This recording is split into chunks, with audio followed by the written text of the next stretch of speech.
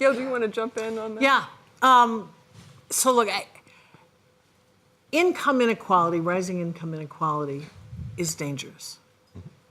Sharp and acute digital inequality will prove very dangerous. And you can have any point of entry. It may be a moral point of view that it is simply wrong, that millions and millions of people have no access and no hope of access. It may be an economic argument that the sustainability of small businesses, medium-sized businesses, and indeed some big companies may not be viable if we've got that level of acute digital inequality. And it may be a security argument, because the kinds of tensions we are seeing around the world now that are revolving increasingly about the pie are going to grow more acute when it's a digital pie. So what do we do about it? I don't think ad hoc solutions, as good as they may be individually, are going to solve this. We've got to think systemically. I would throw out two things. One is measuring. You talked about digital literacy. We don't measure where we are on digitization and inclusion in the right way.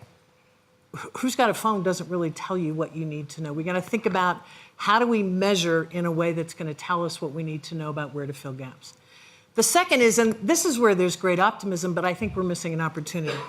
I lived for a long time in East Africa. Somalia had digital phones and a network before any country in that region. Why?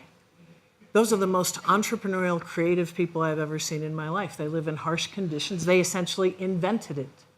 The use of telephones in markets in rural Uganda was because people wanted to know, poor farmers, before they went to market, what the guy was going to buy their tomatoes for, so they could start to influence that price, start cutting out middlemen. The kinds of not only creativity and entrepreneurialism which are available among the poor are extensive, but they're the ones who know what the applications are that they need to change their lives. And I think we have a little bit of a tendency, I've certainly done it, I know exactly what those people need. I have never been a poor rural farmer. And we've got to figure out ways, I think, to go to those who don't have a big enough piece of the pie.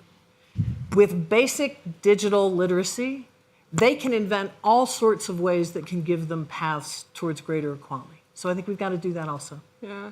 That's really powerful. Does anyone else, or maybe you want to say a little bit more, want to jump in on how we do that? I think everyone's nodding when you say we want to give that digital literacy around the world. I think the measurement is really, really important, because I think the discussions, when I listen to a discussion here or in New York and then in a rural area of the developing world, they're very different discussions, and the assumptions are different about what people need. Okay. The other thing is we got to figure out, how do you cut out the middleman, essentially? How do you create a space? You know, there's a difference between being uneducated and being ignorant. And there are a lot of people who don't have a good education. But they're very smart about what they need to do to change their lives. And we've got to figure out ways to hear from them. I mean, the creativity I have seen on the ground among some of the poorest people I've ever met in my life, about whether it's applications, whether it's platforms that have been created.